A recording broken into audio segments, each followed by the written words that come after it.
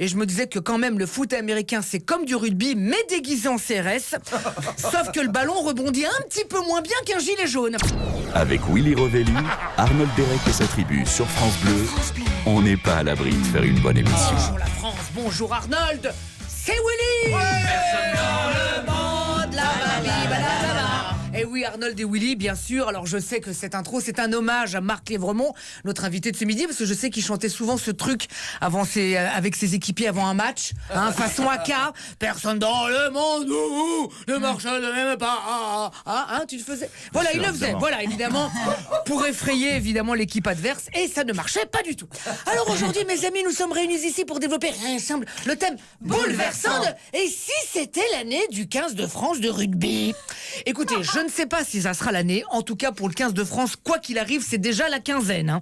Deux sublimes victoires, dont une contre l'Angleterre, ce qui n'était pas arrivé depuis que Michel Thor avait du succès.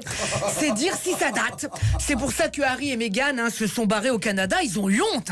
Alors, je vais être franc. Cette victoire, je n'y croyais pas beaucoup. Depuis 2010, on n'a pas gagné ce tournoi. Pourtant, il n'y a que 6 nations. À un moment, je me suis dit que dans un tournoi avec une seule nation, la France, et ben même là, la France serait pas capable de gagner, tu vois.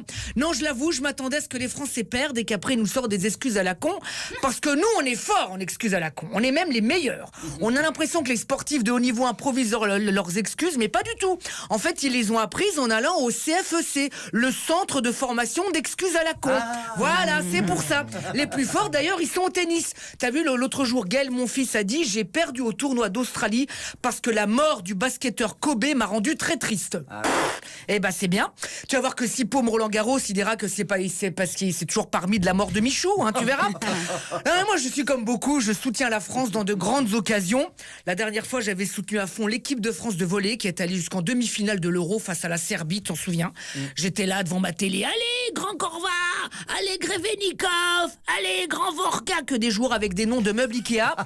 Et effectivement, ils se sont bien fait démonter. Si, pardon. Là, le rugby, du coup, je regarde, mais je comprends pas grand-chose. Alors, on pourrait croire que c'est un sport où le but du jeu, c'est de frapper un maximum de joueurs qui se baladent avec le ballon, mais en fait, non. Il y a des règles, mais qui sont encore plus compliquées que le jeu pyramide sur France 2. Déjà, il faut reculer pour avancer. On dirait Édouard Philippe avec sa réforme des retraites. Je comprends rien. Puis à la fin, ça a tellement castagné, c'est que t'as du mal à voir la différence entre le ballon ovale et la tête de joueur. C'est vrai que c'est calme. Plus calme toutefois que le football américain. L'autre jour, j'ai regardé la finale du Super Bowl et je me disais que quand même le foot américain, c'est comme du rugby, mais déguisé en CRS. Sauf que le ballon rebondit un petit peu moins bien qu'un gilet jaune. Alors, demain, bien sûr, je serai avec les Bleus, même si je suis déjà déçu. Quand c'est France-Galles, déjà c'est marrant. France-Galles, tu vois. Babacar, ça te fait la journée. Là, Galles-France, c'est à l'envers. Carbaba, déjà ça fait plus le même délire. Bref, avec le rugby, parfois, tout va à volo, mais on n'est pas à l'abri de passer une bonne journée. À lundi. À lundi, Willy Rovelli. Et vive les beaucoup. Bleus. Allez. Retrouvez tout France Bleu sur francebleu.fr.